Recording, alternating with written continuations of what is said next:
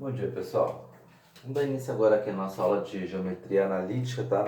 Esse assunto, ele tá na apostila número 9 de vocês, tá?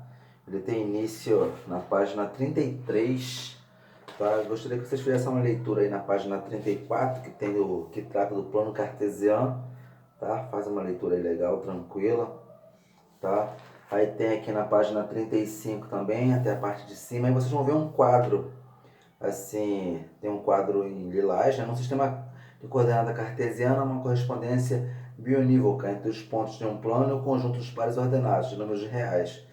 Isto é, a cada ponto do plano associamos um par ordenado e reciprocamente a cada par ordenado associamos um ponto do plano, tá? E tem um quadro aí com os pontos, né? A, B, C e D. E o que o quadro de baixo pede? Ele pede para vocês colocarem quem é os eixos das abscissas, as ordenadas e as coordenadas. Já botei aqui a tabela aqui pronta aqui, tá? Para vocês fazerem e depois vocês conferirem, porque para eu fazer junto com vocês vai levar muito tempo. Então já deixei aqui a tabelinha pronta, que o exercício pede que vocês façam de acordo com o ponto A. Vai lá ver onde está marcado o ponto A, conta cada quadradinho número 1, 2, 3. Você vê que está nessas coordenadas aqui, o ponto A na abscissa e na ordenada, tá? Bem tranquilo. Aí vem a primeira pergunta, letra A. Se um ponto pertence ao primeiro quadrante, o que é possível afirmar sobre as suas coordenadas? Bom, gente, se o ponto pertence ao primeiro quadrante, ó, tá aqui o primeiro quadrante, as suas coordenadas são o quê? São positivas, porque para cá é positivo, o eixo X das abscissas e o eixo Y das ordenadas para cima é positivo. Para cá é negativo, para cá é negativo. Então, como ele pertence ao primeiro quadrante, eu vou ter positivo na abscissa, que é o eixo X, e positivo na ordenada, que é o eixo Y, tá? Então, a resposta é que as suas coordenadas são positivas do primeiro quadrante, tá bom? Aí vem letra B. E se o ponto pertencer ao terceiro quadrante? Se ele pertencer ao terceiro quadrante, gente, as coordenadas são negativas, né? Porque para cá as abscissas é negativo e para cá as ordenadas é negativo. Então, se ele pertencer ao terceiro quadrante, certo? As suas coordenadas são negativas. Sempre lembrando que eu já falei isso na parte de trigonometria, que é assim, primeiro, segundo, terceiro e quarto quadrante, o sentido anti-horário. Nós já batemos muito sobre esse assunto na parte de trigonometria, sobre quadrantes. Então aqui eu não vou ficar entrando em detalhes sobre quadrante, quem é primeiro, quem é segundo, terceiro e quarto, ensinando a transformar quadrante, polaridade. Eu não vou mais falar sobre isso. Já conversamos sobre isso em trigonometria. Já foi, tá? Na letra C, ele fala o seguinte: o que se pode afirmar sobre as coordenadas de um ponto que pertence aos eixos das abscissas? Bom, o eixo das abscissas é o eixo X, certo? Se o ponto pertence ao eixo das abscissas, o que tem? Ele só pode ser o quê? Só pode ser igual a zero, a ordenada ser igual a zero. Até eu criei um ponto aqui para vocês.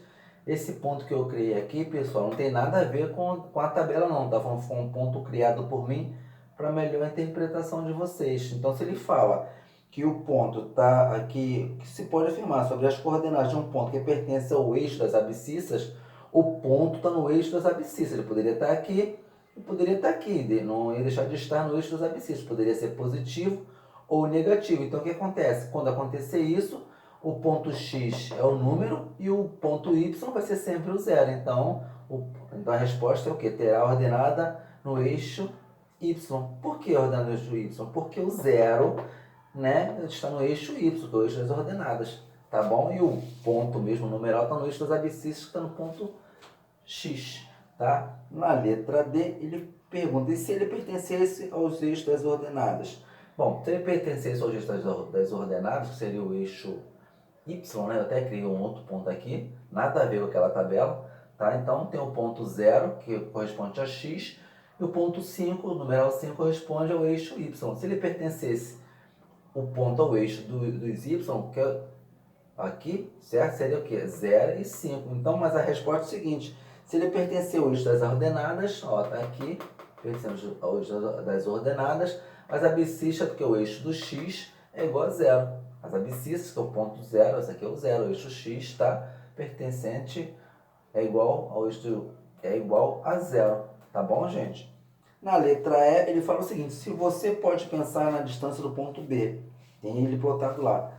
A origem do sistema de coordenadas cartesianas como hipotenusa de um triângulo retângulo.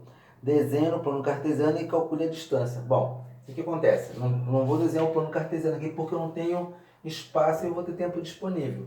Mas eu vou ter o ponto B. As coordenadas do ponto B realmente agora faz sentido com a tabela. O ponto B está na coordenada 9 e 6. O ponto B, abscissa 9, ordenada 6, e as coordenadas são 9 e 6. Tá? A abscissa é 9, ordenada 6. Beleza? Então eu tenho para ordenados 9 e 6. Se ele fala que o eixo das abscissas parte do zero, vem até o B, aqui vai ser a hipotenusa.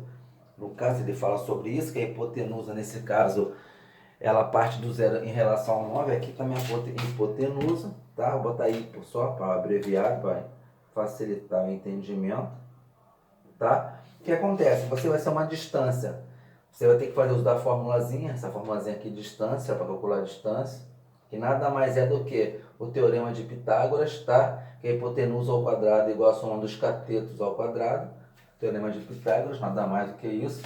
Vai fazer uso o quê? O módulo de x ou x2, tá aqui o meu x2 e o meu x1 que tá aqui, que é o zero, no caso vai ser aqui, ó, o zero, tá?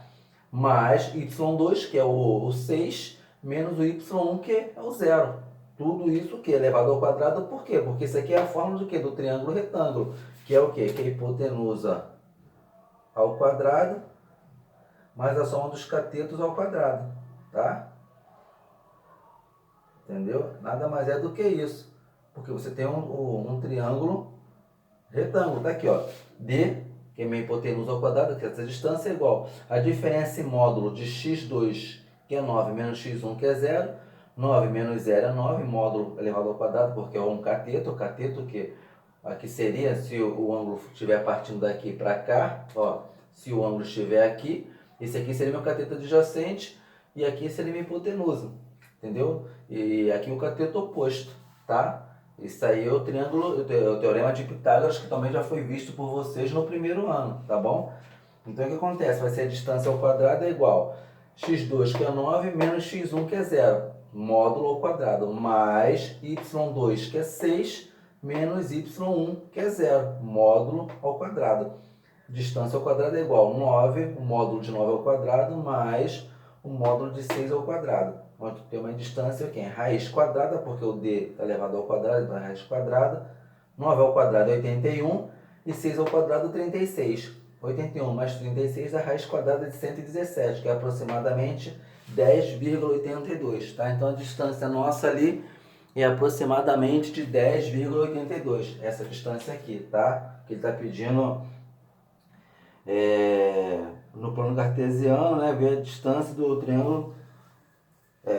Que a letra é você calcular a distância do ponto B, a origem do sistema de coordenadas cartesianas, como a hipotenusa é um triângulo retângulo. Então essa hipotenusa aqui, essa distância aqui, seria de 10,82.